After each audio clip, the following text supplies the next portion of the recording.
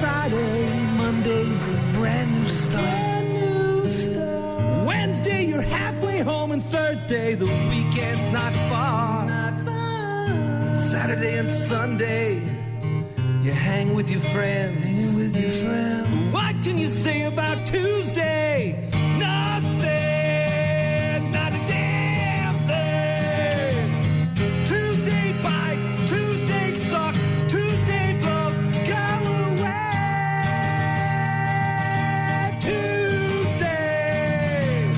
Tuesday's crap, Tuesday's lame, Tuesday's dumb, go away.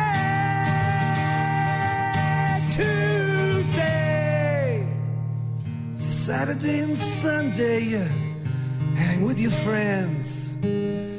What can you say about Tuesday? Nothing, except I had to pick up 2 separate piles of dog poop yesterday on my living room floor. I was just telling you. It happens. So our friends who took care of our dogs while we were on vacation for 2 weeks, thank you so much for that. I appreciate it. It was either that or we bored them, and I didn't want to board them, and my wife is against having someone live in our house.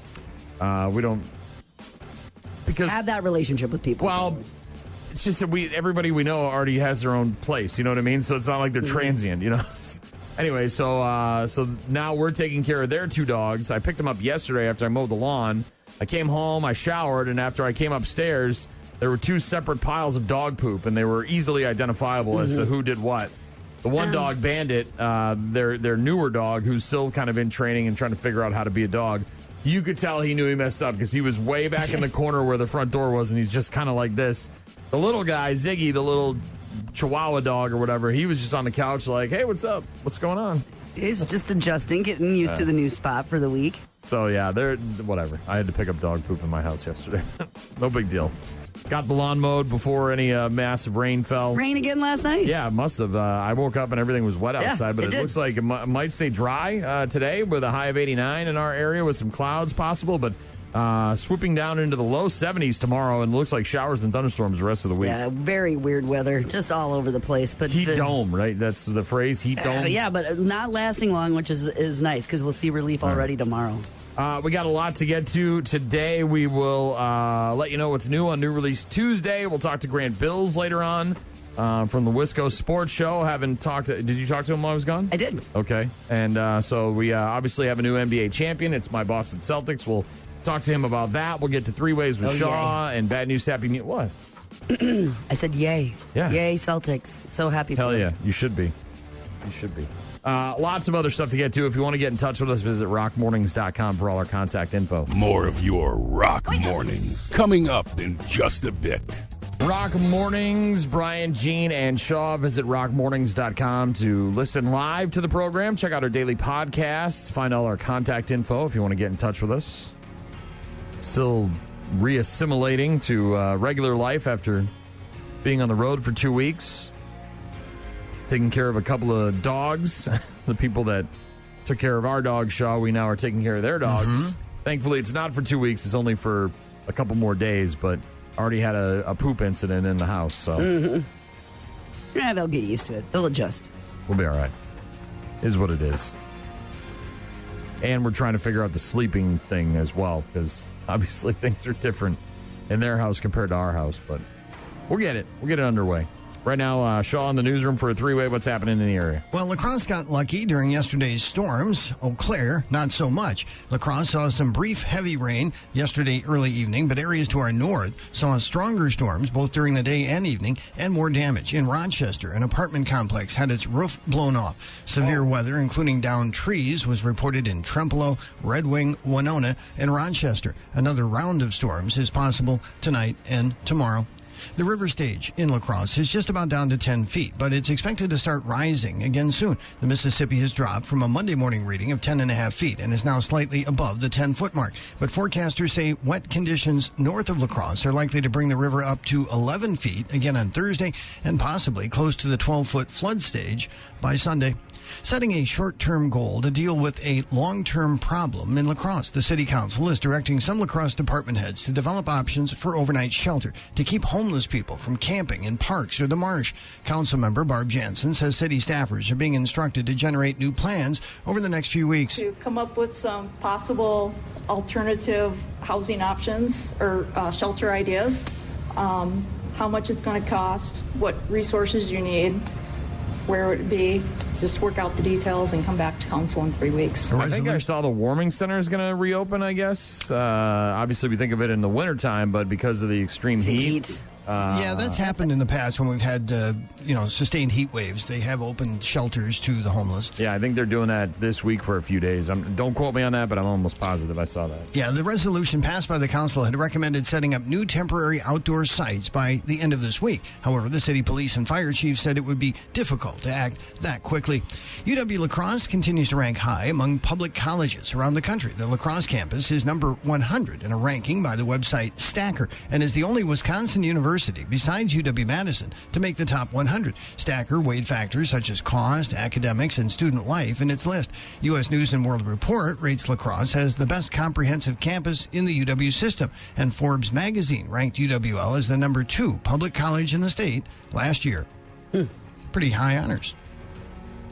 Three-way with Shaw. What's our situation with the weather? I see cloudy with a high of 89. Today's going to be hot and dry. Okay, so dry. So we're going to stay dry during the day today, but that's going to change tonight and into tomorrow. And it looks like there's about at least a 50-50 chance of rain pretty much every day for the rest of this week. Yeah, and it looks like tomorrow it's going to cool off drastically down to about 72 is what I see in my forecast. Mid-60s I'm seeing. Really? Wow. Yeah. So drastic drop-off and then right back into the 80s on Thursday and Friday.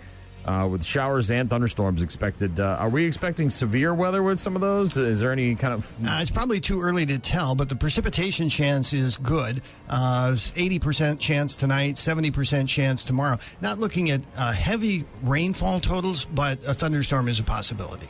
Gotcha. Yeah, and I think, depending on where you're at with that, Shaw, you got to watch. As you mentioned, out of nowhere. We were right on the edge, so we still got some, but boy, areas to our north and to our west really got it. And it sounds like that risk for them continues tonight. There's instability with those storms. It could turn into severe, maybe strong winds, maybe hail, all that jazz. This hot weather like that's, we can bring in those storms. Heat dome. Yeah. Dun, dun, dun. And if you have to be outside. They all got graphics now, Shaw, the heat dome graphics. Heat Dome 2024. So is it the heat dome that brings on the heat wave, or is it the heat wave that brings on the heat dome? Which way? Don't know. Well, one of them is the precursor to the other, and I can't remember which order it goes Is in. it a chicken egg and the egg thing? Is that what this is? Kind of something like that, yeah. They're not independent of each other. Well, try to take breaks if you have to be outside today. Yeah, for sure, yeah. Yeah, definitely. Stay indoors with the air conditioning. Humidity's up there, too, so... We'll get back to Shaw in a bit. Got some Mammoth now. It is Distance. Rock Mornings. On air, online, on the app. It's over. Time to say it again, Boston. Anything's possible. Banner number 18 has been secured. The Celtics are NBA champions.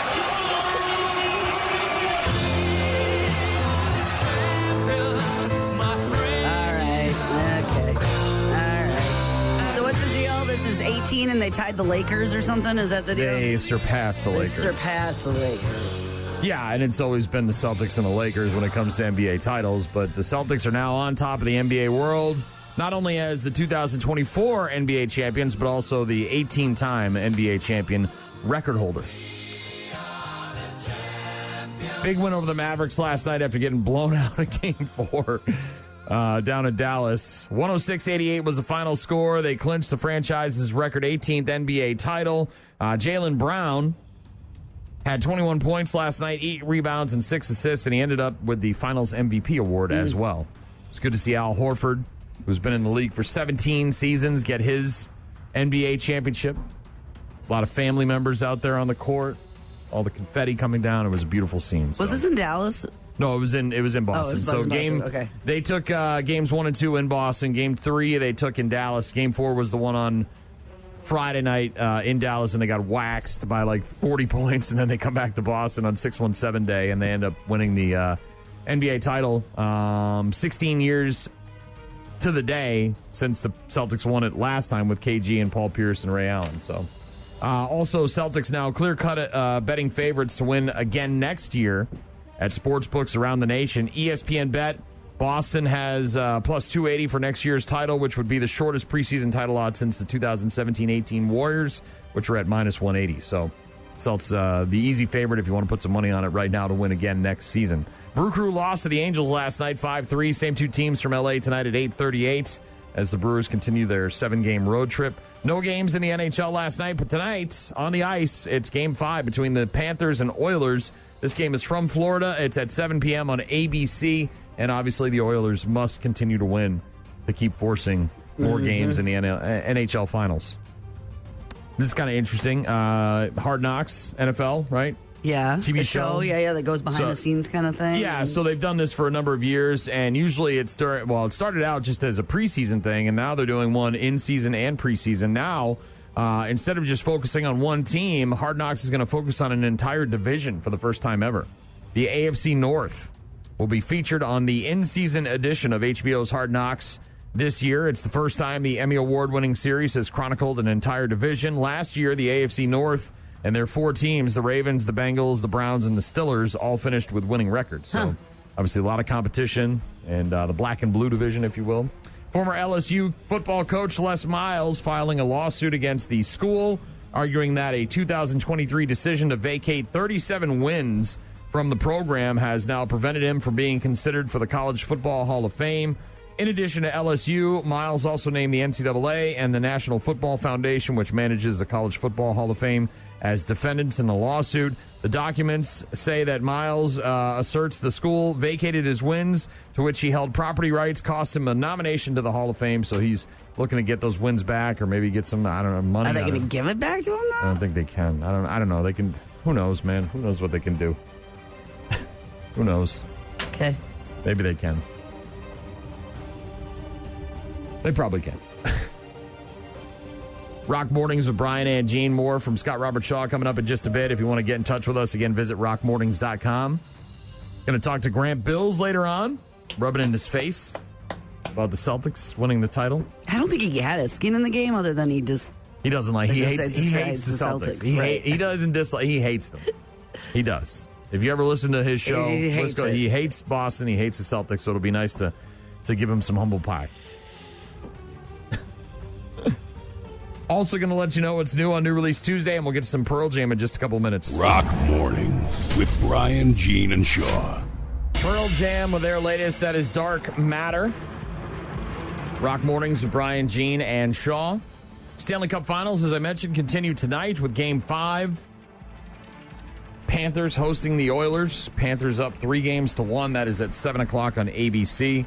Edmonton poured in 8 goals last time. That's some hard work. Well, you couldn't spread it around a little bit and save some for the next game? We'll see what happens. They had to. Also, episode 4 of The Acolyte on Disney Plus. New Star Wars stuff over there. Beat Shazam tonight on Fox. More of the Summer Olympics trials tonight on NBC. Saw some of the swimming ones. Swimming, yeah. Yes. Katie Ledecky back in the Olympics. What is it, 4th time, Shaw? I believe. And who did I see yesterday? 100-meter butterfly world record set in the guy in the female, I believe. So yeah, more Summer Olympic trials tonight on NBC. Series premiere of Sin City Tow on Discovery. It's about tow truck drivers in Las Vegas. If you want to watch people get yelled at and Gretchen almost killed. Walsh, excuse me. Oh, Gretchen Walsh. The bathtub swimmer, yeah. They nicknamed her the bathtub swimmer. She set a world record in the butterfly yesterday at the swimming trials. She set the world record. Amazon today, Power of the Dream. It's a documentary about the WNBA team that fought back against a team owner who criticized Black Lives Matter. Senator Kelly Loeffler in 2020 made some comments, and the team, the Atlanta Dream, started wearing black T-shirts supporting her re-election opponent. So, like, the team owner said some stuff, and the team itself said, nah, we're not doing that. And then she lost the election to her opponent because they were wearing shirts. So this guy defeated her in the polls, and then the players' union demanded that she sell her stake in the team. So it's a documentary about that whole process. Power of the Dream on Amazon. Also on Netflix today, Outstanding, A Comedy Revolution. It's a documentary about the history of queer stand-up comedy. It includes interviews with Lily Tomlin, Wanda Sykes, Rosie O'Donnell, Margaret Cho, and a whole bunch of others. We watched Hitman this weekend on Netflix. Okay. Is that the one, is that Marky Mark? Where he's No. like on vacation with his family and they don't know he's a hitman? No. It's where the guy is a hitman, basically. But his family doesn't know, right? No, doesn't have a family. He's a professor at like the university, and he's a nerd, but he comes out and is this cool hitman and hooks up with this woman, and it was actually really good. Late night television tonight. Kevin Costner is going to be on with Jimmy Fallon. Norman Reedus will be on with Jimmy Kimmel. John Favreau and John Lovett will both be on with Stephen Colbert. Eddie Murphy, promoting, of course, the new Beverly Hills Cop movie, will be on with Seth Meyers. I told you that I started to watch a new Netflix documentary on the Terracotta Warriors. Have you seen this thing, Shaw? Is Shaw not? Did he go to the bathroom? Yeah, he might be coming. You said it's super interesting about. Yeah, so it's about an hour and a half long, and I was just sort of looking for something to watch before the finals came on last night, and I didn't want to get into a movie, and I didn't want to start a series or anything like that, so I was like, an hour and a half, I'll watch some of it, and so it's kind of interesting. Back in 1974, they discovered this tomb / burial grounds for this emperor of China from like 2,500 years ago. And when they started to dig up and the archaeologists started to work on this thing, they realized there's like a whole lot. The whole thing is about it's bigger than the size of Manhattan. So it's massive. And there's like 8,000 terracotta warriors that were all buried down there. And they're digging them up, and it's a painstaking process, and there's a bunch of different tombs, and they only have a very little bit of information to go on, so it's very intriguing. If you're into history, it's kind of neat. New release Tuesday today as well, American Fiction, rated R, stars Jeffrey Wright, Tracy Ellis Ross, also Adam Brody, Keith David, Sterling K. Brown. It's about a novelist who's fed up with the establishment, profiting from black entertainment, and then uses a pseudonym to write a book that propels him into the heart of hypocrisy. Nowhere Special, 34-year-old window cleaner given a few months to live, then tries to find a new family for his 3-year-old son. NCIS Sydney season 1 on DVD, and Call the Midwife season 13 on DVD. So there you go. That's what's on TV tonight. And also on DVD today for new release Tuesday. The Brewers don't start till 8:30 tonight, 8:35, somewhere around there. Because they're on the LA. Yeah. Got the loss last night, trying to turn things around with a win in L.A. Got, 6 more games on the road, I believe. Glenn Powell, does that help you in Hitman? He's the guy that was in Top Gun Maverick. I'm sure if I saw him, I'd recognize him. Also went to the movie theater on Sunday for Father's Day because it was kind of hot. And we saw Inside Out 2. Oh, the Emotions? The Emotions one, the anxiety. So everybody's got emotions in this one, right? Not just the daughter. Like the parents have them. They had them in the first one too. Did they? Yeah, okay. Yeah. But now she's got anxiety and envy and embarrassment and the new emotions come to town. All the ones you get when you're a teenager. Yeah. Okay. All right. You seen any movies recently, Shaw? Not at the theater, no. No, at home. I hadn't gone to the theater in months, but it was it's been a long time since I've been to the theater. Let's lay down in some chairs and get comfy. Eat some Junior Mints and watch. We're going on Saturday afternoon, much like they're doing in Eau Claire at the Micon Cinema. The guys from Broken Lizard are going to be here in La Crosse, and so we're going to that. It's a day-long festival. They're showing 3 of their movies: Super Troopers 2, Beer Fest, and Super Troopers 1. Plus 2 of the guys, Eric and Paul from Broken Lizard, will be there, and they're having a VIP thing with meet and greet and all that crap. So we'll be doing that on Saturday. I'm excited. Those are some of my favorite movies. And Eric was here, a couple of years ago in town for another performance. So meet him again. And yeah, looking forward to it. Should be good. Tomorrow we'll test your movie knowledge, Shaw. I'm back. You've had a few weeks off. Yeah, I haven't watched a lot, but I'll try and remember what I did watch. All right, we'll see how you do tomorrow. Right now, 3-Way with Shaw. What else is going on? Extreme heat alerts remain in effect for tens of millions of people in the United States as cities including Chicago break heat records. Midwest states started to bake yesterday in the dangerous heat wave that was expected to stretch from Iowa to Maine into at least Friday. The Mid-Atlantic and New England are likely to see highs in the 90s as the week progresses. We're expecting highs around 90 today in both La Crosse and Eau Claire with heat indexes 91. In the mid-90s. Excessive humidity will make it feel even more oppressive. The U.S. last year saw the most heat waves since 1936. The river stage in La Crosse is just about down to 10 feet, but it's expected to start rising again soon. The Mississippi has dropped from its Monday morning reading of 10.5 feet and is now slightly above the 10-foot mark. But forecasters say wet conditions to the north are likely to bring the river up to 11 feet again by Thursday and possibly close to the 12-foot flood stage by Sunday. Staff at La Crosse City Hall are being given less than a month to develop remedies for the city's homeless problem. During a special meeting yesterday, the City Council passed a resolution for department heads to work up ideas for temporary shelter, ideally over the next 3 weeks.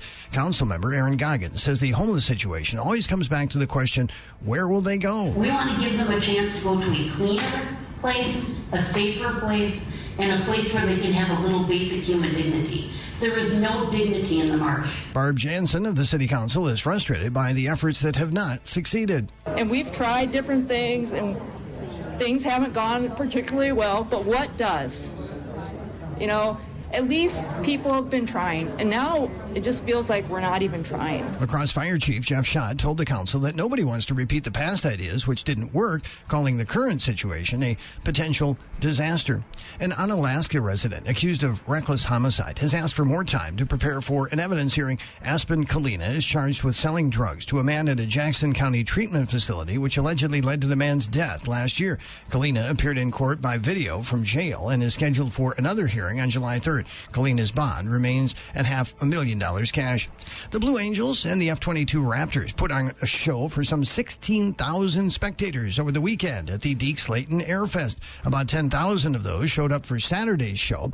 To make it all happen, Air Force Director Dave Larson says they got help from about 250 volunteers. The only hitches in the show that Larson says they will try to improve on is the long lines for food trucks and the time it took for Saturday spectators to leave the show. Yeah, I saw pretty much everybody on social media in our area was posting pictures and video of the Blue Angels over the weekend, but then I heard it was a bleep show to get out of there. It took a couple of hours from people I talked to just to get on the road. The next Airfest could happen in 2 years. The air show only takes place when a military flying team like the Blue Angels or Thunderbirds are available. The Deke Slayton Airfest applied for both of those teams for 2026 and should know in December if either of those acts will be putting La Crosse on their schedule. Well, it's good to hear that they recognize there are issues. Yes. You know, whatever those might be, whether it's long lines, whether it's bathrooms, whether it's, trying to get out of the park, which is... Well, it is on an island, so... Right. There's not only so many ways to get on and off French Island, so yeah, I get that. But maybe they'll look at... I get it. They want to sell tickets and they want people to be there and they want to make money and all that stuff. I understand that. But maybe starting to work with some ancillary properties, because you can see them throughout town. You know what I mean? Like, you can... Oh, yeah. I mean, if there were people gathered at the Eagle Watch, up on the bluff, Granddad Bluff, things like that. So maybe there's other places where they can have a second location. You know what I mean? Where they can maybe put a food truck there or have something going on over there. Yeah, there's smart and dedicated people on that board. They'll figure it out. It's rough because the last time the air show was here was in COVID, and it was a whole different ballgame. Absolutely. That was 4 years ago. And before that, it was 8 years because it hadn't. So, I mean, things change, and you got to... Yeah, it was like a car full, and you had to have a thing around your car, and you could only get out and be within 2 feet of you. Yeah, so you couldn't go anywhere. So there were no long lines at the food trucks because there wasn't food trucks. So it's when you haven't done something for and that the other cool years. thing is it's good to see an event like this, people show out. You know what I mean? People... 16,000 people, that's pretty impressive. Fully support it, so it's cool when things like that happen. Yes, agreed. And hopefully people, understand that, look, things happen and they'll fix the problems and they'll work on it and try to make it better for the next time around. Mm-hmm. But three-way with Shaw in the newsroom, more from him in just a bit, plus bad news, happy music later on. We'll talk to Grant Bills from the Wisco Sports Show, see what's going on with him. What else? You getting a pet duck? We did not get a pet duck. My daughter works at a summer camp for kiddos, and they found an abandoned baby duck yesterday.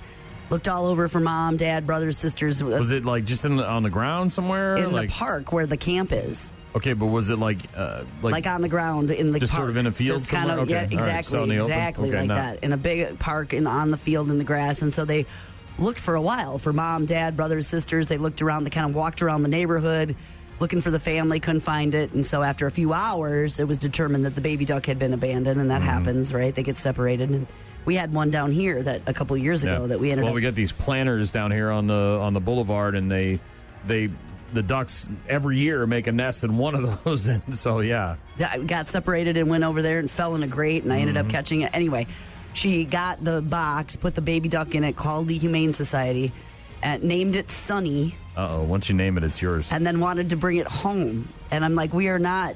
No, we have 2 dogs, 2 cats, you people, all of you guys. Well, and I'm they're not moving out in rapid succession here. You only got one left. I'm not raising a baby duck named Sunny. Yeah, but think of all the cute Instagram videos you'd have.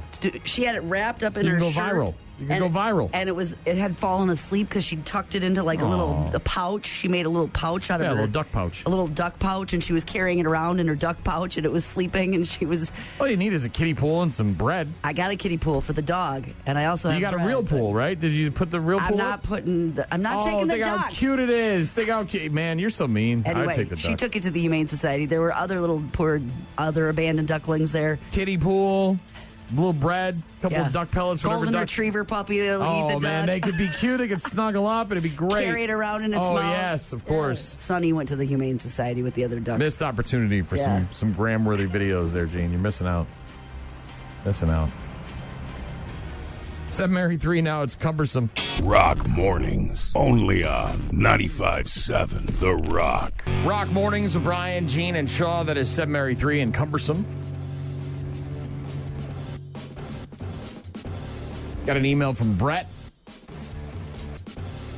Said, good morning. Congratulations on your Celtics winning the championship. Thank you very much, Brett. It was nice to watch that. It was even nicer to be in bars with other Celtics fans that talk and sound and act the way that I do. You remember what I was like when I first moved here 20 years ago. I do. You could say you could say I've mellowed, right? Oh, yeah. For a lot of reasons, but well, age, marriage, you get defeated. Relocation. Testosterone levels drained. Driving out here is not as insane as it is out there. Oh, yeah, it's a big city. But you saw the first 2 games in the bar? Well, so our plan originally was to go to the bar for the first game. But that Wednesday night after the Red Sox game, I went to the Red Sox game with my buddy Donut and his kid, and we came back to Jess and Charlie's, and we got like obliterated, wasted. Like, I don't know what the hell happened. I had one PBR when we got back to the house, and then I went to alcohol. I made a drink with 4 different alcohols in it. Okay, I don't know what's happening to you. And then Charlie was You're making these. Well, I'm on vacation. I was like, F it, let's do it. And they had a really nice bar downstairs with a bunch of really cool bottles, and so we just started breaking into everything, and it got crazy. So no Celtics game. Second game, you're at the bar. So Thursday we both get up, and I had to go see my mom and all this other stuff, and so like Thursday I was kind of struggling through the day, and then I don't know what the hell happened. We went to the bar. We were going to watch the Celtics game, have some food, and like both of us, the wife and I got there, and we sat down. I'm like, I don't think I can do it. I don't think I can be here. I'm like, I had a half a beer, and I'm like, I got to go. Time to go home. We both went back to Jess and Charlie's and went to bed. Yeah, so I watched the game from their house in the basement while the wife went to bed, and then the next 2 games, game 2 and 3, I was in bars watching them with other Celtics fans. So, and then last night, of course, just at home by myself. And they're champions, I guess. Yes, they are. That's what I heard. Thank you, Brad. Appreciate the email. Get in touch with us. Visit rockmornings.com. You can find all our contact info there. You can, of course, listen to the program live on the website. You can also check out our daily podcast as well. I think the Loggers play tonight and tomorrow night in Eau Claire at Carson Park. Yeah. Stay cool. I'm going to be up there in July. If you go to 929thex.com, you go to that website for our station in Eau Claire, you can register to join me on the party deck with food and beverages and baseball, and then a little Pulse Party Bus brewery tour after. We're going to go hopping. It's going to be cool. Yeah, I can't wait. Looking forward to that. So, you want to party with the big dog? Northwoods League. Yeah, be good times. Love it. Baseball and beers. Got Smashing Pumpkins in a few minutes. And again, if you need something, visit rockmornings.com. Rock Mornings, Monday to Friday, 6 to 9. Rock Mornings, Brian and Gene. That is the Pumpkins. Bullet with Butterfly Wings. That show's coming up, right? Green Day Savior Store? Yes. Up in the cities? Is that the one with the Linda Lindas? Yeah, so it's Green Day, the Smashing Pumpkins, and the Linda Lindas. Is that the one at the end of June or the one in July? I can never remember. I thought it might have been August because the Foo Foo Fighters are the end of July. Okay. I always get them mixed up. Well, there's a lot of shows. Yeah, it's hard for me to keep everything straight. But, yeah, Smashing Pumpkins going out with Green Day. Saviors Tour up in the cities, Target Field. It's right around the corner. You an organ donor? You mean, am I signed up? Yeah. Yes. On my license? Yes. Yeah. I am too. I guess religious reasons are the reasons why people don't do it. Is that? I think there's lots of reasons. I don't know. If you can save a life after you're dead, I don't know. Why not have things move? Yeah, go for it. Go to waste. Mm-hmm. But a nurse in Fresno, California, her name is Patrice, passed away this month after working for 36 years at a children's hospital. And the workers there honored her by lining the hallway as she was wheeled into surgery so that she could make one final special gift. Sacrifice. By donating her organs. It's really touching to see all the people that she's touched, to whom she meant so much. You know, she saw many children die at Valley Children's during her time there as an RN. And she always had a great respect for the children who donated their organs. She loved well and was well loved and is continuing to love others that she doesn't even know. That is her sister Paige talking about Patrice, obviously making that gift of life to several people. We know of children in our area that we've become close with that have made that generous donation in death to save lives. And that's exactly what Patrice did. Said she had a deep respect for people who donated, wanted to make sure she did the same thing. She loved well, she was well loved, and is continuing to love others that she doesn't even know. But 36 years in the children's hospital there in California. And that'll give you a perspective, I'm sure. Yeah. Gastroenteritis is what she was sick with. And her sister said she continued to not feel well after being diagnosed with that. When they took her to the hospital, doctors discovered she suffered from a bilateral stroke, health continuing to decline. And so before she eventually passed away, was able to make that generous gift of life. Organ donation. Think about it. Read up about it. We had a story when you were gone last week, Shaw did, about a guy, 98-year-old man who was able to donate his organs when he passed, which just seems unbelievable. But right, he was like a what good's a 98-year-old liver kind of thing? Yeah. Former Army guy, and he donated something to, like, I believe, to a gentleman who was like 73 or 74 on the waiting list. And so it may not be. You're never too old, I would guess. Is what I'm saying. Talk to people and just get it on your driver's license. Also, a nice little reason to try and stay as healthy as possible, or relatively healthy throughout your years. So that you do, if you are going to donate organs, you've at least got some ones that have got some value to them. Speaking of Shaw, we'll get back to him in a few minutes. Got some Ashes to New and Foo Fighters coming up. If you want to get in touch with us, visit rockmornings.com. Rock Mornings with Brian, Gene, and Shaw. Rock Mornings with Brian, Gene, and Shaw. Got a text from Carl with a K. Says, I'm pretty sure the Smashing Pumpkins show is the Saturday between the Metallica shows in the cities. And it is. Yeah, August 17th. I saw they're touring again. Well, they're going out with Green Day. It's the Saviors Tour. Green Day celebrating, the 30th and 20th anniversary of their two albums, and Smashing Pumpkins and Linda Linda's. And that show August 17th at Target Field. The Metallica shows up there in the cities as well. It's going to be a big weekend up there in the cities, man. Also got a text from Vicky who said, you were thinking of the Marky Mark movie, The Big Hit. When Jean referenced her Netflix movie, The Hitman, I was not, because I remember The Big Hit. I thought I saw a commercial with Marky Mark, and he was like an assassin with his family on a vacation or something like that, and they didn't know, and then he had to go on, do a hit while he was on vacation. Maybe, but that's not this. This was in 2000, was last year's movie, and it was Glenn Powell, and he was a nerd working for the police department with wiretapping and equipment, and essentially he got nerding out, convinced to become a hitman. Okay. Thank you, Vicky and Carl with a K for the text messages. Appreciate that. But yeah, The Big Hit. Not the movie I think Elliot Gould was in that. He wasn't supposed to eat or drink or something like that. And Christina Applegate was in it, I believe. I think that's the one. Yeah. All right. It was okay. See that one show? I did not. No? Late 90s, I believe. Somewhere around there. Doesn't sound familiar. No? It was okay. I wouldn't recommend it to you. What the hell did I recommend to you a while ago? Did you watch that finally? You recommended Old School. I did finally watch that. Yeah, I remember that. Yep. There was another one that I recommended recently, maybe about right before I left. Yeah, I don't remember. Okay. I probably wrote it down and then threw the piece of paper away.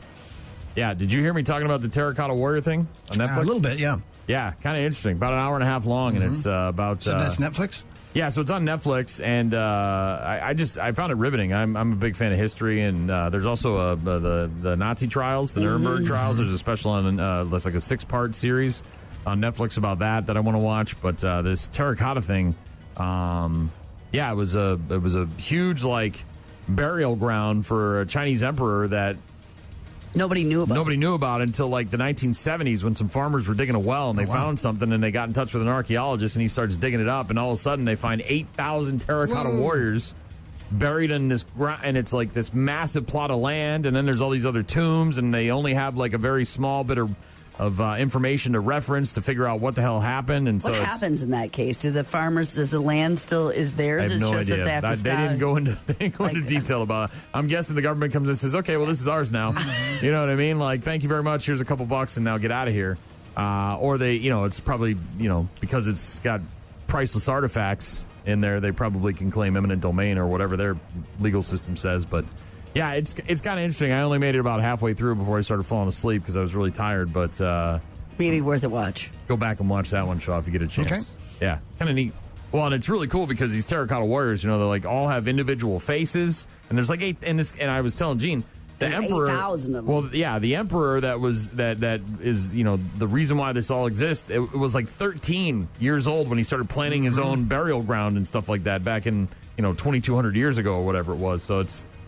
Can you imagine history? Well, can you imagine that when you're 13 years old and you're like, yeah, okay, here's what I want to have happen when I die. Right. All right, I want to have a whole bunch of terracotta warriors. I want to dig some pits, and I want to have a bunch of tombs, and I want to have my horses down there, and I want to have all sorts of stuff. Yeah, it's kind of wild. Three-way with Shaw. What else happening? The Mississippi River has dropped to just about 10 feet even in La Crosse, but forecasters say it's on the way back up. The river stage was measured at 10.15 feet early today, and the water is predicted to begin rising again by tomorrow. It could get back up to 11 feet by Friday with a possible crest of 11.7 feet by next Monday. An early morning fire on Sunday in Lanesboro claimed the lives of 5 dogs.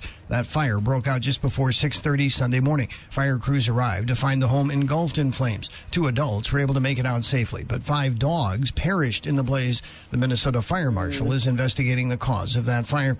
Despite rumors on social media, a missing 3-year-old Wisconsin boy still has not been found. Police in Two Rivers issued an update yesterday to say that Elijah View remains missing. Some social media posts suggested Elijah had been found. Police say spreading such misleading information is disrespectful to the family of Elijah and detracts from efforts to locate him. The boy was last seen in February. His mother and her boyfriend are facing child neglect charges. A man who twice brought guns to the Wisconsin state capitol looking for the governor has pleaded guilty to a misdemeanor. Joshua Pleasnick went to the capitol on October 4th, demanding to see the governor while armed with a handgun. He was arrested, posted bail, but then returned to the capitol with a rifle and a baton hidden in his backpack. He again demanded to talk with Governor Evers and was arrested again. He's pleaded guilty to a charge of carrying a firearm in a public building. He was sentenced to 30 days in jail. The La Crosse Steam softball team fell 2-1 last night in Madison. The Steam are now 1-2 in their inaugural season. They'll host Madison for a doubleheader tonight starting at 5 p.m. at Copeland Park. This is the first ever season for the Northwood Softball League. The Steam, one of 4 teams playing in that league. They are the softball equivalent to the La Crosse Loggers baseball team. Three-way with Shaw in the newsroom. Bad news, happy music later on. How we looking? We're compiling stories already. Yeah, we've got a story about an animal shelter that's hoping someone will adopt a foul-mouthed parrot. Oh. Is it around here, or do I got to try? It is not. It's where you just were, though. Oh, New England. All right. New York. All right. Ugh, I'm not going to New York for a stupid parrot. You're not getting the parrot? I'm not going to New York. My wife is all up my tree about going to New York. She's like, just one time we got nothing. I'm like, no, we're not going. You can go. Have fun. I'm not going to that dump. I went to Niagara Falls. That's as close as I want to get to New York. I'm talking the city, Shaw. I got you. I don't want to go there. She wants to go see the statue and all the stuff. How foul? It doesn't offer us a list of particular words, but use your imagination. Okay. Is it a duck named Shiny? What's your duck? Sunny. Sunny? My daughter found a duckling yesterday. Oh, did you adopt it? No, we took it to where it should go, which is the Humane Society. So they First time for everything. Jean didn't adopt a stray animal. I'm like, dude, I can't take. So Grace found it at the camp that she runs, and it was all. They looked and looked and looked for brothers and sisters, siblings, parents, anywhere all day long, and they couldn't find it. So they put it in a box. She named it Sunny. She wrapped it up in her shirt, made a little pouch out of it. Shaw carried it around while it slept in her pouch, her shirt pouch, and then called me. And I'm like, dude, there's a wildlife rehabilitation program at the Humane Society with a lot of other little abandoned ducklings, and that's where it belongs. So not at home in the kiddie pool with a golden retriever puppy. That's not what I need in my backyard right now. Hell yeah, it is. No, it is not. It's got you written all over it. A duck could imprint on you, and then it would just follow you around all the time. Imprinted on my daughter. She's like, I think it did. It was sleeping in my pouch. And I'm like, no, great. She's like, maybe I'll take it to my new apartment. I'm like, that is not what's happening. This is not a Friends episode with the chicken and the duck and the things. No. Is she going to be calling over there every day to see how the duck's doing? How's Sunny doing? Well, you can't tell it from the other ducklings. Ugh. I am shocked that you turned it away. You never turn away strays. I don't, but I can't raise a duckling. From ashes to new, it's barely breathing. Rock Mornings on 95.7 The Rock. The Foo Fighters and Best of You. Rock Mornings with Brian and Gene. Brew Crew lost to the Angels last night 5-3. Same two teams tonight from LA. 8:38 first pitch. NBA last night, the Celtics all over the Mavericks from start to finish.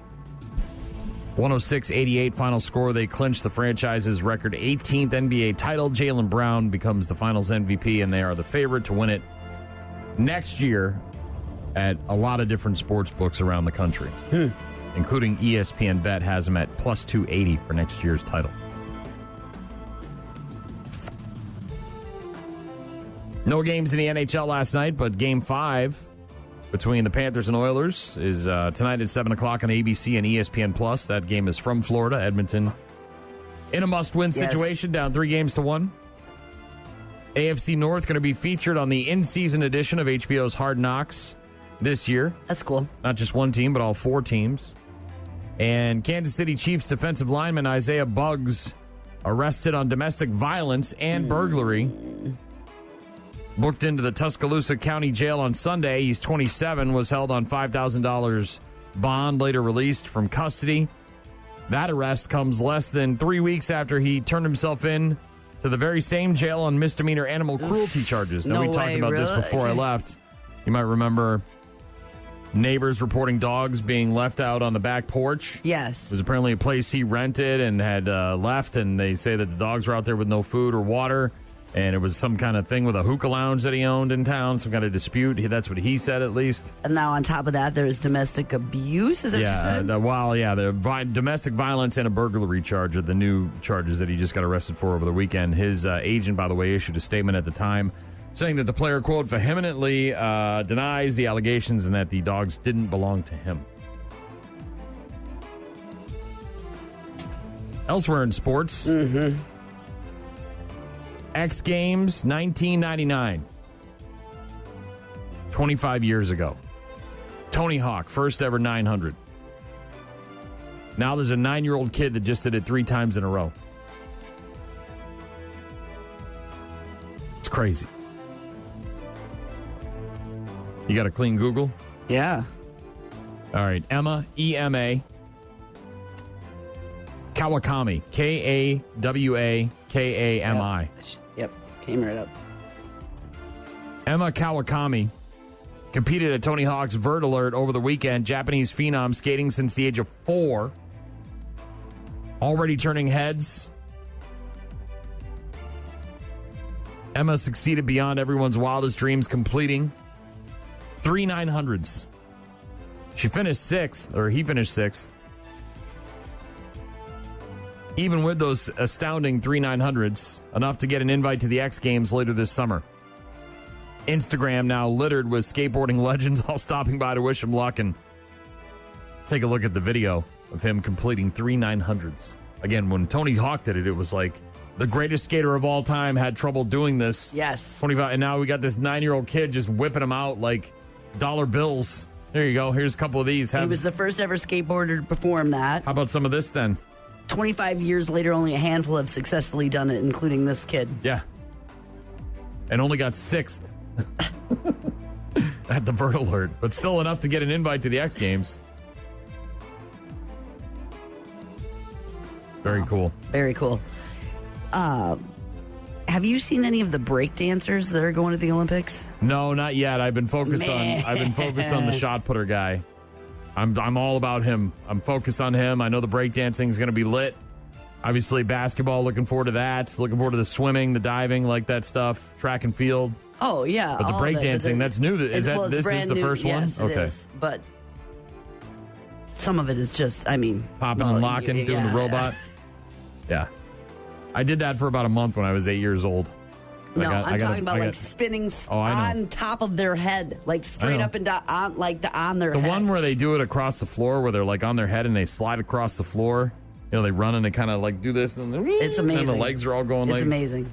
For me, it's when they do the crazy robot thing, where the body's moving and they're up on their on their hand on the ground, but their entire body's up in the air and they're spinning around just based on their dress on. I do have a dress. I did put my leg. Might give Brad a heart attack over there. Jeez. My leg was up and I was down killer. like this and spin around. Holy moly. Free show. Get it while you can. I have a dress. Speaking of dollars. Gene's flashing everybody in here. Yeah, breakdancing at the Olympics. It should be interesting. Should be. Yeah. And Snoop. After the Brewers, Dude, I can't with those Olympic clips.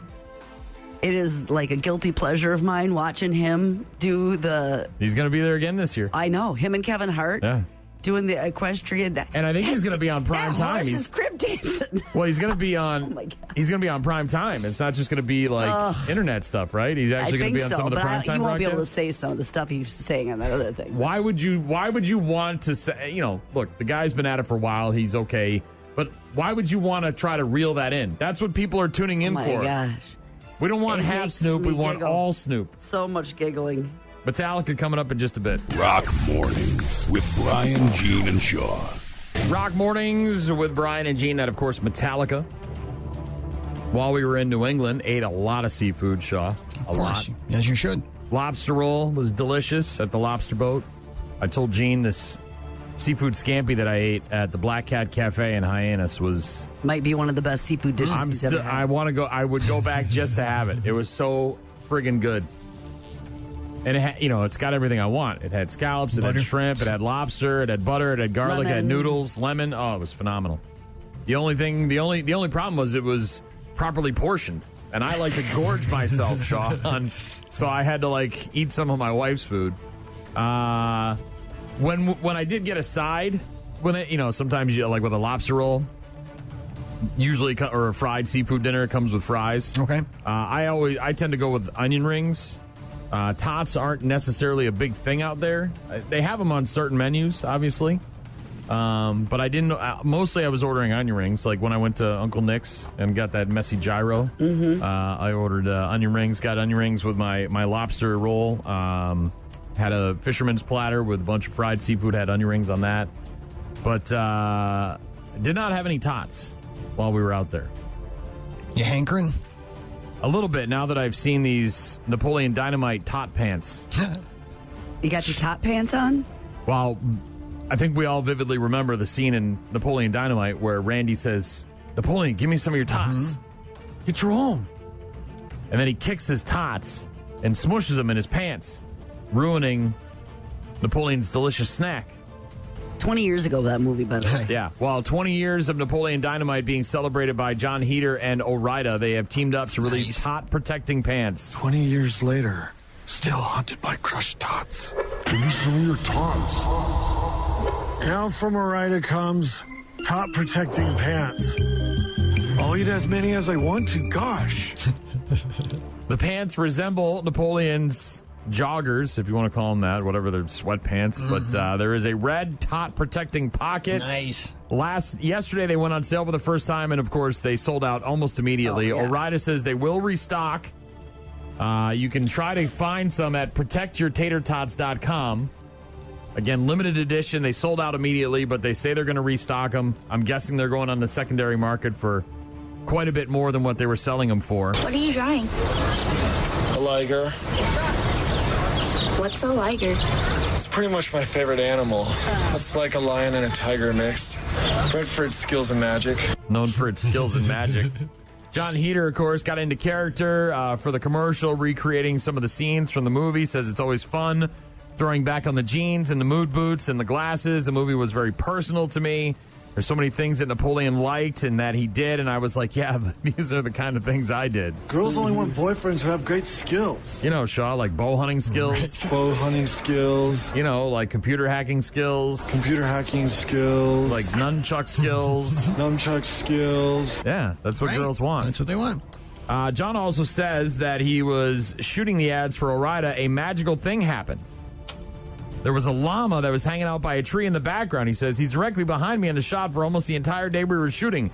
Nobody from the crew put him there. I was like, oh my gosh, this is perfect. Tina, you fat lard, come get some dinner. Right, Shaw? That's right.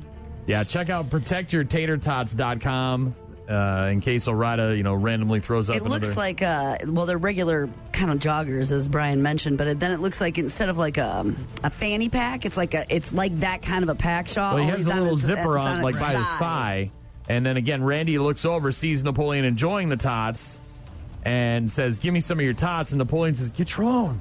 And then he kicks his tot pocket. He's also wearing an Ore-Ida t-shirt, which is cool in itself. Hell yeah. When I came home from school, my head started to get really hot. So I had a cool drink of water. Vote for Pedro. So many classics. ProtectYourTaterTots.com. Need that special pocket. Is it just a pocket that's got a color, or has it got some sort of protection? That's what I'm wondering. It's got a little. System. It looks like it's got insulated, maybe. Yeah, when your pizzas get delivered and those things with a so it just keeps it warm. It doesn't necessarily protect it from getting kicked by Randy. I don't know. It gets run over by a car in the commercial. Is there some kind of anti-kicked technology that? The car runs it over and he eats them afterward. So, well, if they're safely protected in the tots, now he's just got like a mashed tot cake. That's what he's got. I do love me some tots, though, Shaw. I hear you.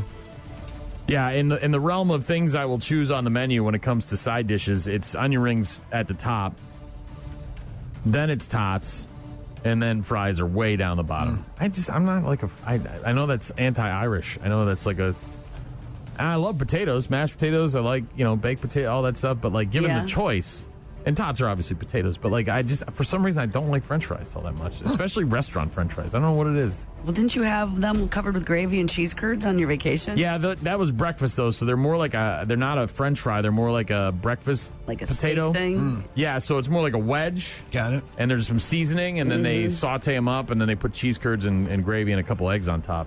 Well, 20 years of Napoleon Dynamite. Wow. Breakfast poutine, Shaw.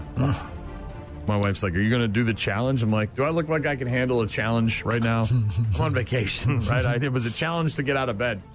All right? It's a challenge to get in this car with you and drive another 1,000 miles in the other direction. We only had one freak out in the car, by the way, which was... That's pretty good for that many miles. It was a rotary. So out in New England, we call them rotaries. We don't call them roundabouts. And they're everywhere, right? And you couldn't get over? Is that what I can't, can't get over? And most of them are only one lane. But there's a lot more traffic. So it's really dicey, right? You really got to be on your game. And I'm in the passenger seat directing my wife in which way to go on the roundabout. And she drives cautiously. Let's just say that. So do I. I get that. And she also doesn't take into account when she drives that if we don't make the correct turn, we can just loop around and do it again, much like Chevy Chase and right. Yeah. Get over it. Try again. Yeah. Try Look, again. kids, Big Ben, Parliament. Or if we take the wrong one, we could just loop around and get back in the roundabout and get up. So I go, you need to go over here. And I put my right hand up and I pointed towards right. And she's like, which way? I said, over here. And she said, this way? And I said, no, over here, this way. And I'm like, what? And then you missed it and had to go back. No, she quickly, and she gets all discombobulated, got all freaked out, whatever. Yeah. But we only had one major meltdown there, Shaw. That's pretty good. Which isn't bad considering how many miles we put on that car. Not too bad. Not too bad. More from Shaw coming up in just a bit. Also, Bad News, Happy Music. Grant Bills from the Wisco Sports Show is going to join us. Rock Mornings on your rock station. The one and only Godsmack with Voodoo. Text from Brenda. Telling her to go right instead of pointing might have been better. I get told that by Mike all the time. It must be something with people born in 76. No, pointed. I said this way, and I also pointed. Assuming she would see and know, because as we were entering the rotary, that was roundabout. The rotary, that was the only way to go unless we continued around the rotary. And I told her that. That's when I started yelling. I'm like, if I want you to go that way, I'm going to say go this way. That was the only fight in 2 weeks on the road. It wasn't even a fight. It was just me unleashing the fury. She suffers. She knows. I just got to get it out, and then I'm good. It's not like I'm really mad at her or that I'm going to carry it along. When she backs her car up in the driveway, then I carry that one with me because that one I have a real problem. Oof. I love my wife. She's good at a lot of stuff, but backing her vehicle up, even when there's no line, it is a mess. Does she have a backup camera? Oh, yeah. Yeah. It was so bad. Does it all just like... It's not good. I don't really know. It's different every time, and it's never right. It's always bad. You know, my truck was in the driveway the whole time we were gone, and I had to move it over into where she parks because the lawn guy had to come and get in the backyard and mow, right? So he had to have access to the backyard. Normally, I would park my truck where he wouldn't be able to get back there. So I moved my truck over, and then we got home, and I said, all right, I'll get out, and I'll move my truck back to where it goes, and then you can back in so that, because everything's in the back. And I even said, are you going to be okay backing it up? Because I know it's a very weak point for her. It's not a challenge. Good. It's a challenge. And the vehicle ended up like angled and too close to my truck where you almost were hitting it with the door. And we have a wide enough driveway. I don't know what the hell was going on. Backup camera, mirrors, everything. It's fine.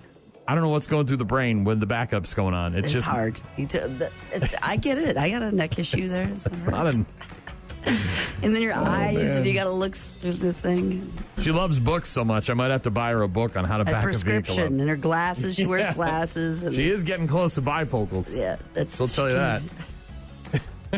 The backing up it is an unmitigated disaster. It is just brutal to watch.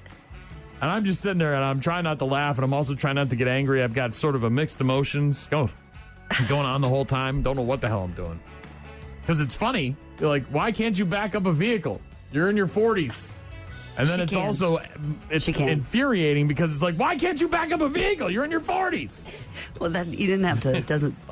It's fine at that level. My wife is the meme. The meme, have you seen the meme where it's like, if you invite me somewhere where there's difficult parking, I'm just going to drive around and go home. That's kind of my wife. Like, she might just be like, nah. Forget it. I'm out. Good. I don't need parallel to do that. Park, she's okay with parallel, but she'll choose. I will choose not to. I could if I had to, but I'll just go around the block until I find something else over there, less stressful.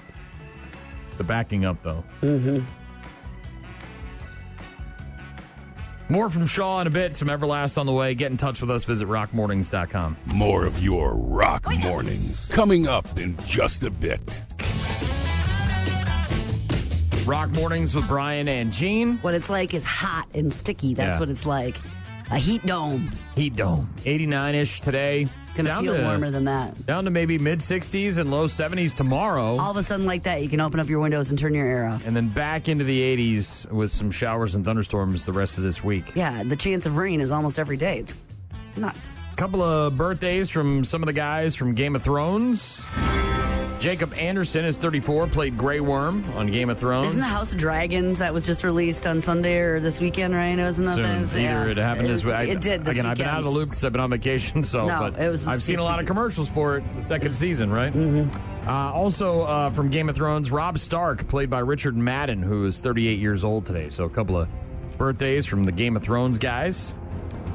Dizzy Reed of Guns N' Roses, their keyboardist. He is 61 years young today. Carol Kane, legendary actress, is 72. Hello, Frank. I'm the ghost of Christmas present. I had a funny feeling. Why did you do that? Sometimes you have to slap them in the face just to get their attention. Yeah. Carol Kane, 72. Sir Paul McCartney is 82 today. 1, 2, 3.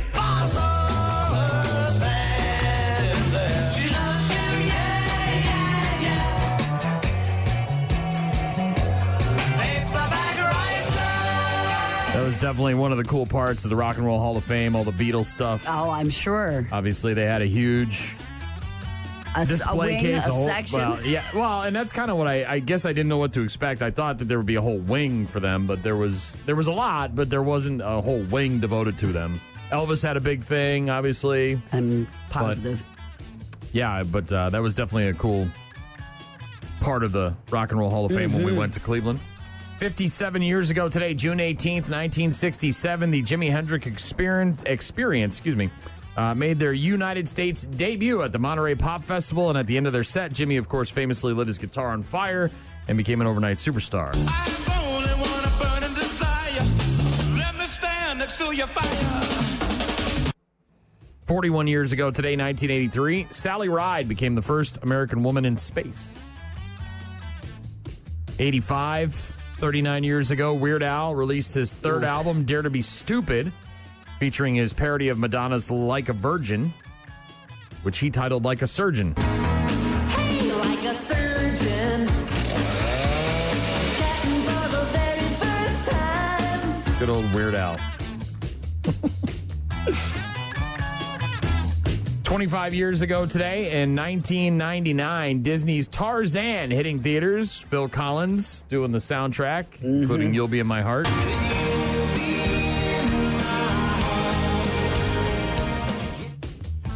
Very funny photograph of Tarzan and his vine. Where was the vine? Was it in between his butt cheeks? Was it? Well, he didn't have any hands on the vine.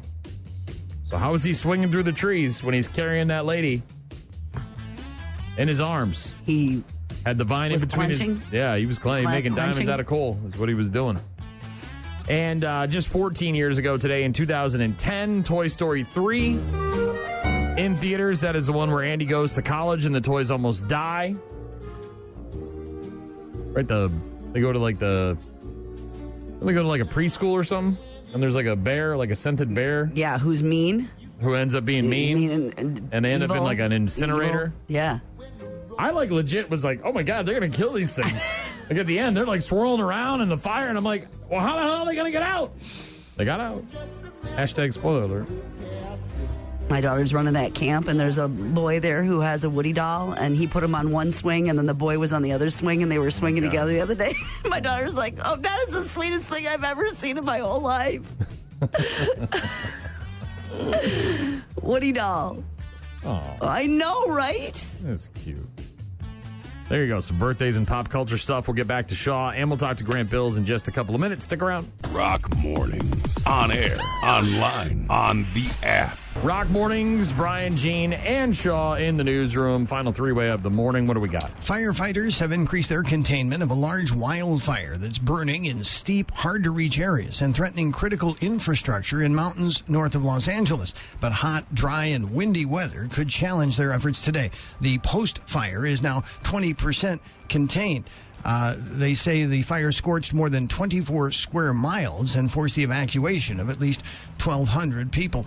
Department heads in La Crosse's City Hall have been given a mission to find ways of reducing the homeless problem, and they have until the end of Riverfest to come up with ideas. Last night, City Council members debated a resolution calling for multiple options in writing to offer shelter to people camping along the river.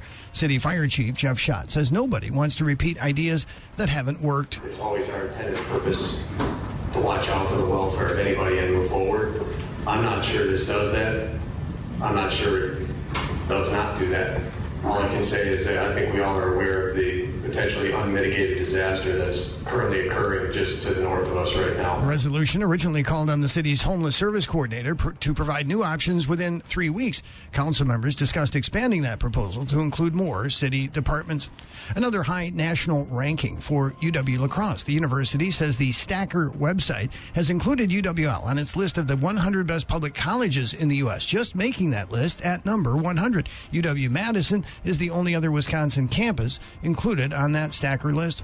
Some 16,000 spectators showed up for the Deke Slayton Air Fest in La Crosse over the weekend. About 10,000 were there for the air show on Saturday, featuring the Blue Angels and the F-22 Raptor. Another 250 volunteers made it all happen. The only snags for the show were long lines for food trucks and those trying to leave the parking lot after Saturday's show, sometimes stranded for over an hour. Airfest director David Larson said all 7 food trucks had long lines, and they had efforts made to get as many vendors as possible, but apparently several food trucks turned them down. It's not known when the next Airfest will happen. The show only takes off when a military flying team is available, typically the Blue Angels or the Thunderbirds. They have applied for both of those to come to La Crosse in 2026. They'll find out in December if their application was successful. Imagine how much that is.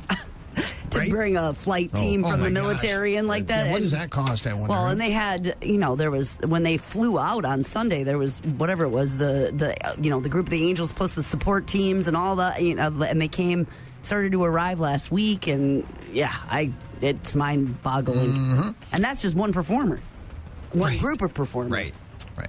And when Team USA walks with the world's athletes at the Paris Olympics opening ceremony, they'll be doing so in snappy, tailored navy blazers from Ralph Lauren and blue jeans. Just regular, everyday denim blue jeans. Like Levi's? Yeah.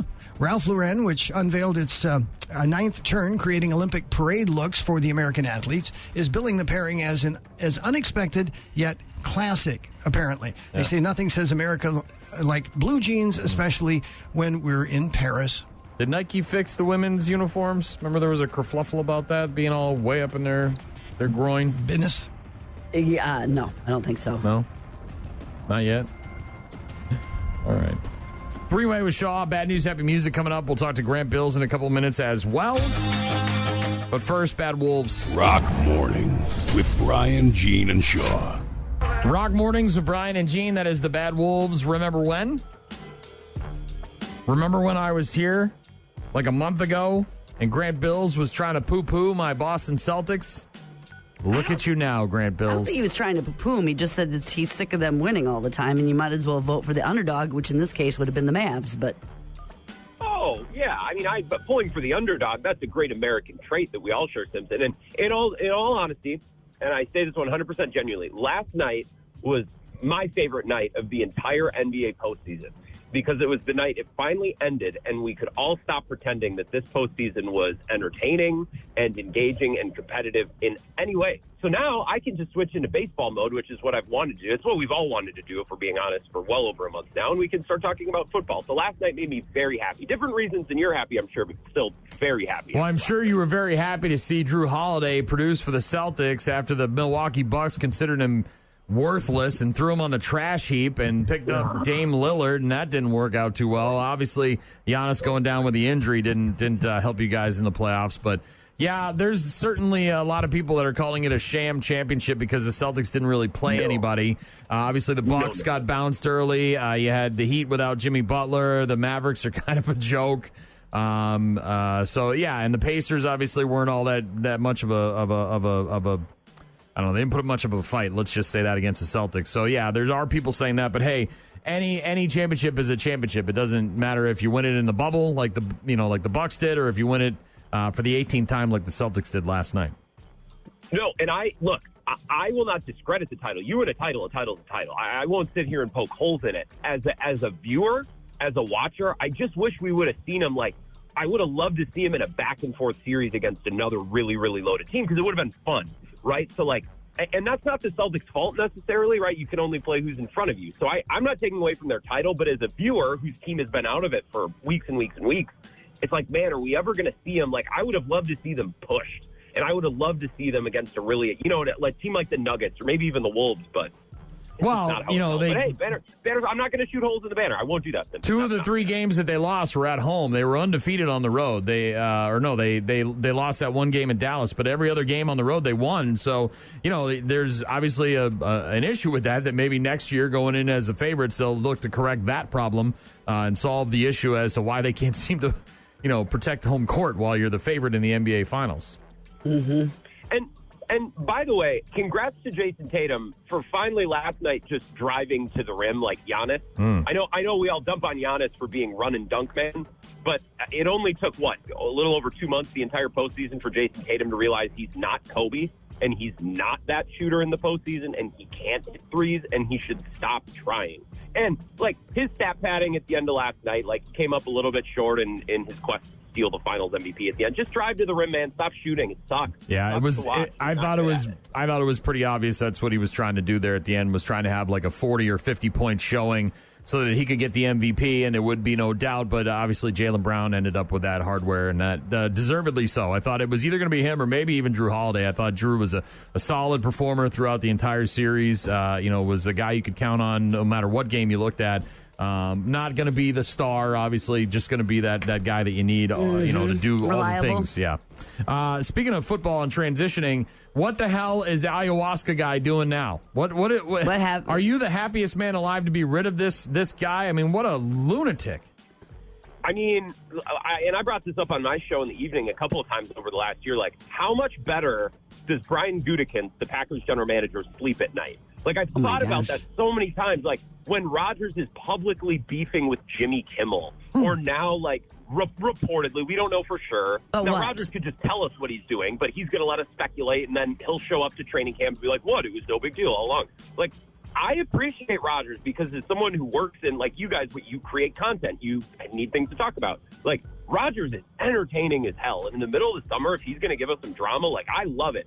I'm just glad he's not doing it on my team because it creates so much noise for the team that he's on. The Jets have to be oh, my God, now we got to answer questions about this. So it's entertaining, but I'm glad it's not on my team anymore. Well, so he just missed minicamp. Is that what the deal was? Yeah, but it was an unexcused absence, and obviously he's got a lot of stuff that, it's one of those things where, look, dude, you could have told us, and he's towards the end of his career, and he's trying to do the Brett Favre, where it's look, I'm not going to show up for practice, all right? I know how to play football. I'll show up, I'll throw dimes all over this place. I'll throw it in a bucket. I don't need to be here hanging out with these losers. But how do you develop a relationship with anybody on the team and that bond that you need to have on the field, or have your offensive linemen want to protect your ass when you're out there getting high in the woods? Because he's going to a camp? Is that really what he was? He couldn't go because... That's the speculation, right, Grant? He's doing ayahuasca again? He couldn't go because he's got to go to a retreat? That's what I think the Daily Mail or something? It was reported by lots of sports people that he was on a trip overseas. He was out of the country. No legit sports people said it was a drug trip, an ayahuasca trip. And look, doing drugs in the woods is probably a blast. And if you're a single millionaire like he is, go to town. The thing is, and to be fair to Rodgers, he was at all the optional stuff. So he was at, I think, rookie minicamp and organized team activities. And then it was a little backwards. He missed the mandatory thing. It's just funny because now for the next 5 weeks, there's nothing going on. All these teams break for minicamp and they don't come back until late July for actual training camp. You could have gone on a 3-week vacation, right? A 4-week vacation even after this. So I don't know if it was a scheduling thing for him or if it was just I don't know. He knows what he's doing. He knew it was going to get his name in the media and get him talking about him. And he loves it. He loves the drama. I got to look into these retreats. Loves to act like he doesn't love the drama. Oh, you know of course. He gets all offended. He's like, well, I never said, here's what I said. And blah, and it's whatever. So Grant Bills from the Wisco Sports Show joining us on the phone right now, talking about NBA Finals, talking about, of course, football season right around the corner. We just had the mini OTAs or whatever you want to call them. And the Brewers on the road for 7. They started out with a 5-3 loss last night. What are they going to do at the trade deadline? Are they going to buy? Are they going to sell? What do you think they're going to do? Well, I think they're going to do what they always do is if there's something that makes sense for us, we're going to do it. The Brewers have told us so many times last few years, we're never going to go all the way in and we're never going to tear it all the way down. So I think you need to go in every trade deadline with a pretty open mind that they might do a little something. They might, if there's a nice deal to be had, they'll go for it, but they're not going to completely flip over their apple cart to make a massive move. The problem is, Simpson, and this, I'm sure you're watching the standings in the AL, there's such a small handful of teams that are actually out of it.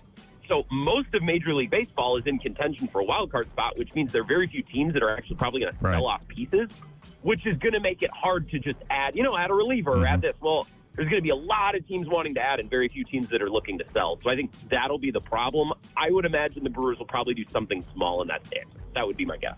All right. Well, Grant Bills each and every Tuesday joining us on the phone from the Wisco Sports Show. Check him out on a litany of stations throughout the Cooley region and throughout the state of Wisconsin. It's always a pleasure, Grant, and go Celtics. Welcome back, Simpson. Nice to talk to you, Gene, as well. We'll talk next week. Thanks, guys. Thanks. So $1,600 a person, it looks like, is the next retreat we can go to if you're interested. Is this the one in Costa Rica? No, this one's in Mexico. Okay, I think he goes to Costa Rica. I think that's where this is Aaron Rodgers trained goes. shaman and staff. They're going to lead you on your authentic journey, Brian. I don't know. I know diddly poo about ayahuasca, but I was listening to somebody 2 ceremonies. Apparently, it's like a longer and more like beautiful setting. It's a longer trip than LSD, and it's even deeper than the LSD. You want a sweat lodge? No, I don't want any of that. You want any fire circle ceremony? I just want to get drunk and ruin my liver. Is that freshly cooked meats prepared for fire shelves?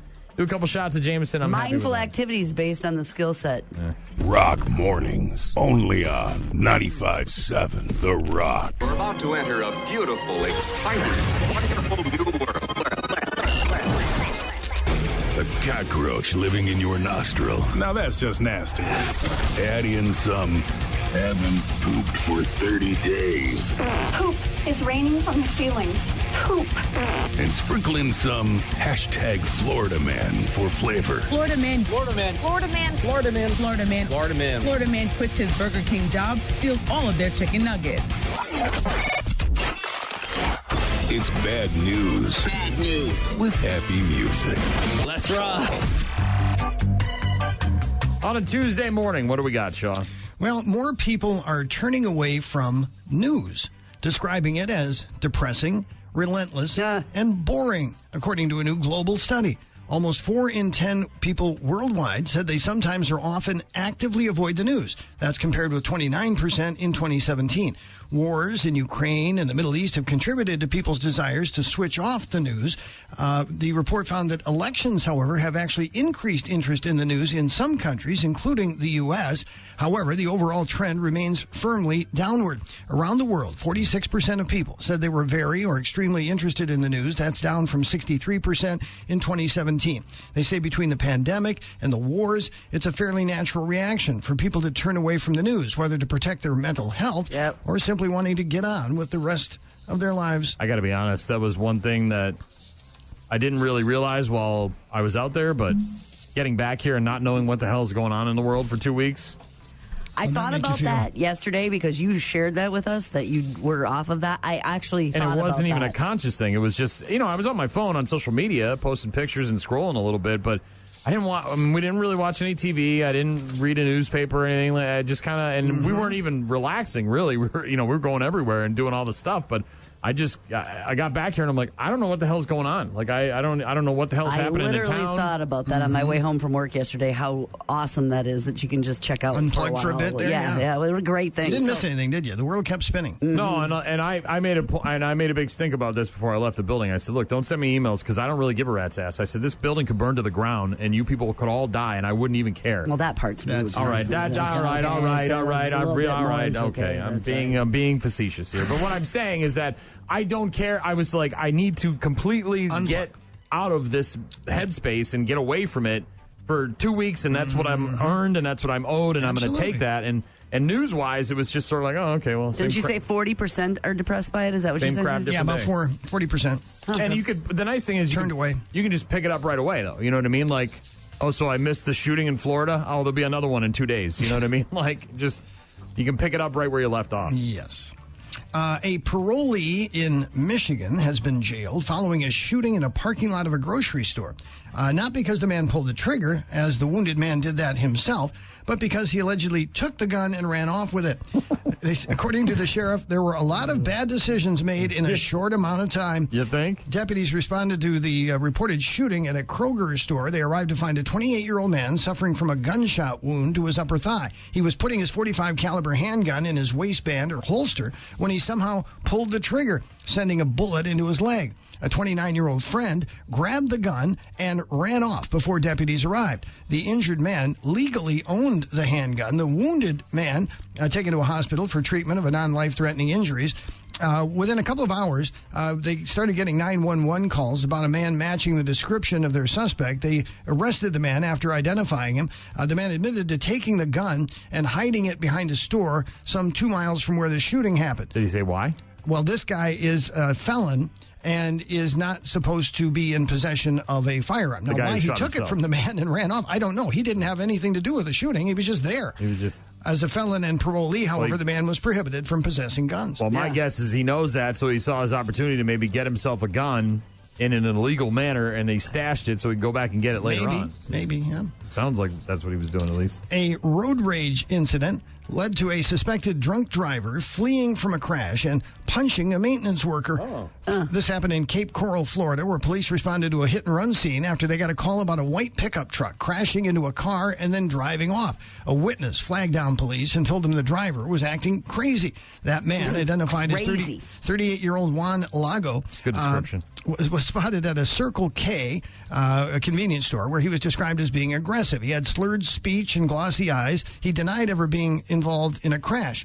They also found a pocket knife in his pants. Strange things are afoot at the Circle K. Circle K. According to the report, Lago stopped by a liquor store twice. First bought a shooter of Fireball. Hell yeah. Before later returning to the store. That's like $1.99. Intoxicated. He got drunk on one shooter? Well, I think he was well on his way. Okay. He came back 20 minutes later. This time, employees refused him alcohol, which led to him becoming angry, spitting on a worker, and trying to challenge him to a fight. How about some of this then? He then sped off in his truck. May I challenge you to a duel? A fireball duel? He then came upon a woman who was driving. She pulled over because she saw he was kind of driving crazy. Can't pull over anymore. He turned around and went up to her window and pulled out a knife. He was ultimately caught by police, this guy did but not everything. before he headbutted an officer as he was being taken to jail. A long list of charges for that This gentleman. man has everything. An Iowa City woman arrested. She faces multiple charges after her 3-year-old child was found walking down the sidewalk carrying a handgun. Oh my gosh. 31-year-old Samantha Hall is charged with making firearms available to a minor as well as child endangerment. Police said Hall's 3-year-old child was seen walking down the sidewalk carrying a handgun with a full magazine. A passerby took the handgun away from the child, and then the mom grabbed the child and took her back to her home. She's told police she was cleaning the house and didn't realize the child had walked away. She acknowledged having had a weapon. Good. Bad. I'm the guy with the gun. I'm the 3-year-old with a gun. Right. Just walking around. How long was he out on the loose with the gun? I don't know, but it was almost 8 o'clock at night, too. What's a 3-year-old doing? I mean, obviously the mom had her back turned or something. But Kids do things quickly. It doesn't take long for them to disappear. That's true. But a gun? If you're looking to adopt a pet who has the ability to cuss like a sailor, the Niagara Falls, New York Police Animal Control Office can help. It's not every day we receive a parrot as a surrender, and certainly not a potty-mouthed parrot named Pepper, according to their post on social media. Pepper apparently uses colorful language that might not be for everyone. The parrot will be up for adoption next week, along with 7 other birds, all of which are parakeets. It doesn't say what kind of language? No, it doesn't list the words. It's 10 words you can't say. Yes, is that what of it is? course. Does he also sing songs as well, or maybe? I'm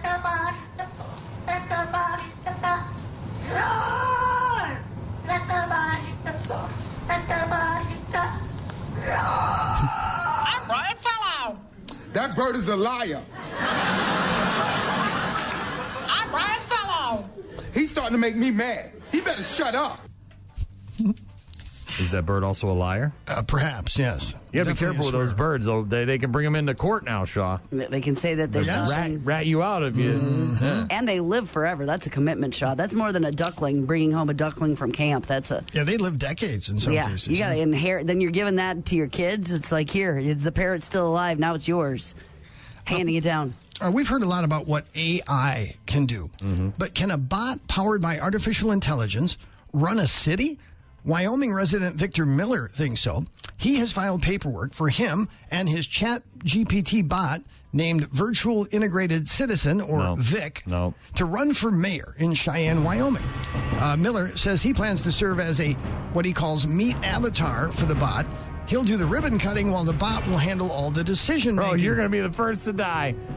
You are going to be first to go, bro. That metal Terminator is going to stick his hand so far up your ass, he's going to turn you into a meat puppet. That's what you're going to be. The AI is going to have all the control? Yes, that's what he's saying. Now, there are some that saying that's not even legal, but the county apparently has the final say on whether Vic, the bot, is allowed to be on the ballot. No.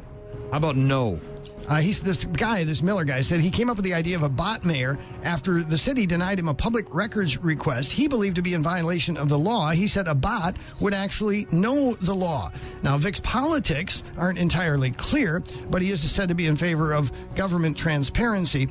Asked how he would handle a situation where the bot made a racist decision or told voters to eat rocks, he said reports of such biases are outdated and the bots had been updated, so he had no plans to intervene. They're perfect if now. elected. Yeah, they're perfect. The bots are updated. Yeah, right, exactly. There's no glitches at all. Huh? We need to arrest this guy and put him in jail. We can't have this guy out there thinking that bots can take over a whole city. Well, it'd be interesting to see if he makes the ballot, how many votes he gets. Huh? It's easy. No. One-word answer. Right. No. An ex-con in Florida landed behind bars again after allegedly hitting his girlfriend in the face while arguing over a honey bun.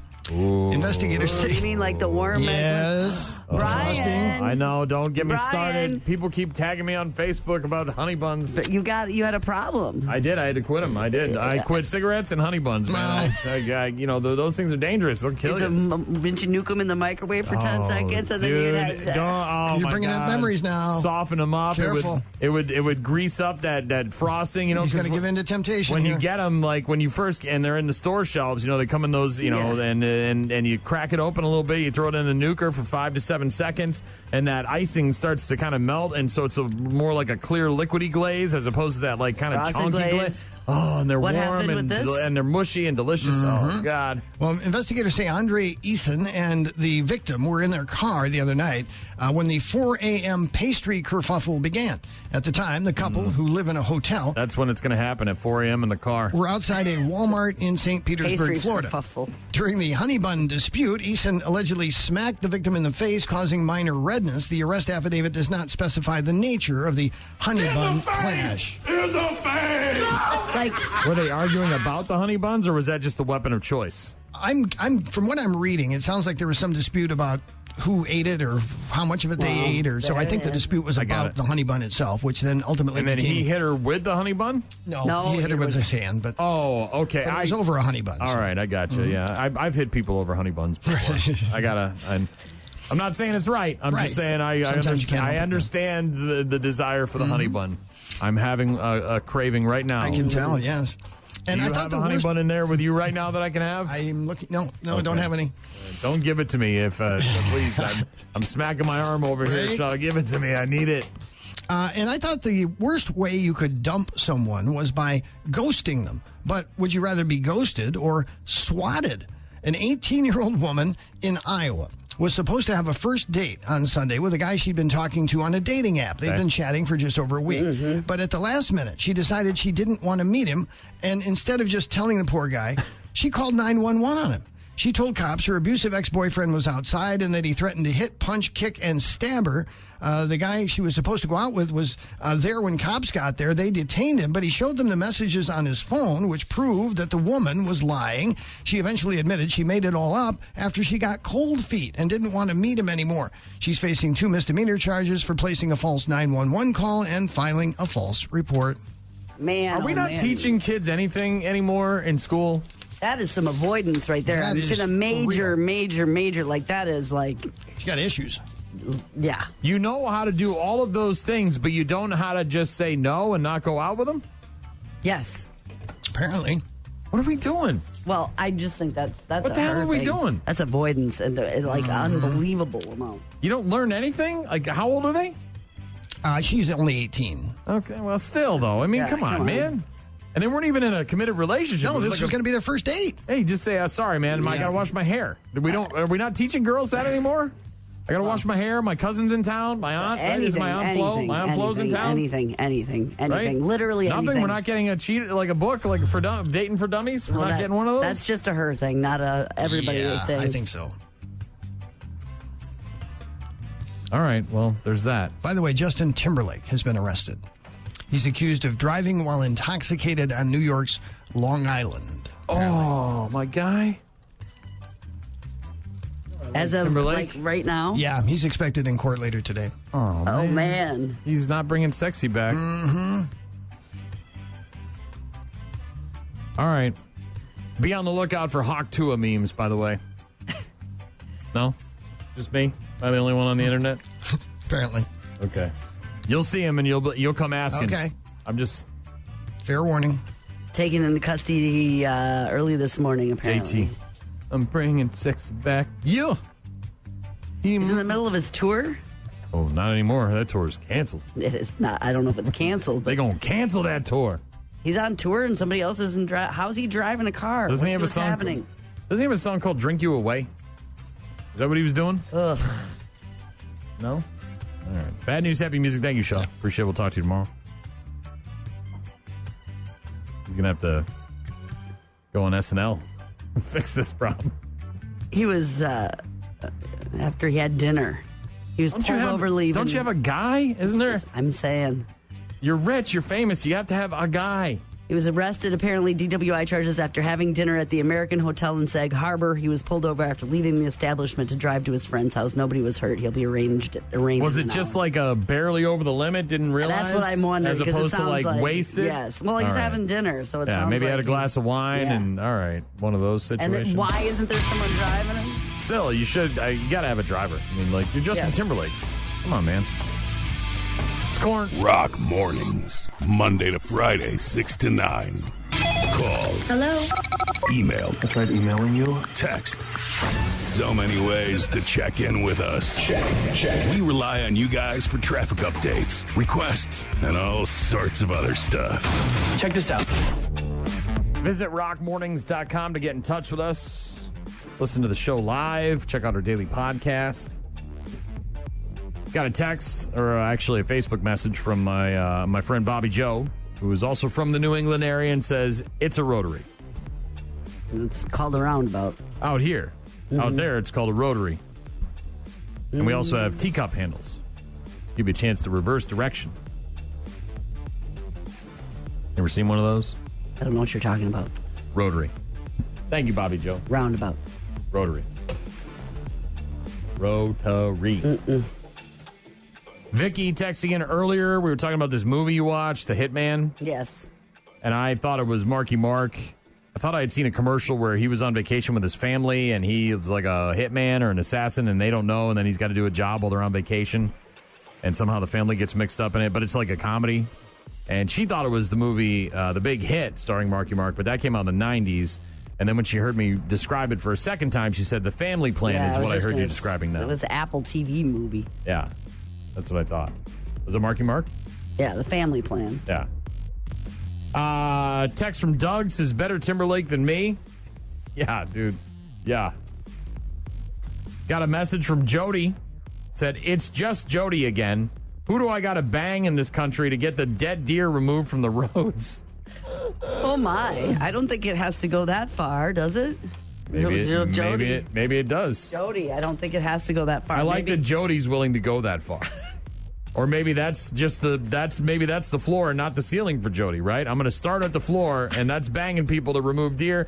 Who knows what the ceiling is? How about, is there a phone call maybe to the county or to the road? I don't know where the road is. If anybody wants Jody's number, send me a text. You got a truck and a shovel, Jody. Yeah, Jody might be interested in helping you out. She said there's 4 of them from here to Westby. Okay, so they're getting more bloated every day, and 2 of them are slowly being eaten. They stink, and I have to see them twice a day. Okay, that's a highway. That's a and state highway. And it's probably really bad right now because of the heat, though. So I would, representative, maybe get on the phone with that. Maybe, I don't know who's cleaning that up, but I don't know who she's got to go looking for. I was talking about my wife trying to back her car up in the driveway. Got a text from Jim, said, watch a woman try to back up a trailer. LOL, cheap entertainment. Dude, you can watch a lot of guys try to back up I was trailers, just gonna too. say, Have you been that's- down to the boat launch and seen dudes? They end up with their truck in the water. I've seen videos of trucks and waters and cars and water. This way and that way, and I got to grip it from underneath. Yeah, don't. It's that's not just a woman thing. Trust me. I've seen plenty of guys who don't know how to back up a trailer as well. Thank you very much for all the correspondence. Good to hear from you guys. We will talk to you tomorrow. Have a great rest of your Tuesday. Has anyone told you how amazing your business website is? I didn't think so. Do you think it's just sort of Websticks, a Midwest family company, has taken thousands of websites from to amazing, and you only pay for the help you need with blocks of time that never expire. It's kind of brilliant. That's why we bought the company. Look for Websticks at MidwestFamilyLacrosse.com. Stunning sights, more clicks, web support from Websticks. A Midwest family company.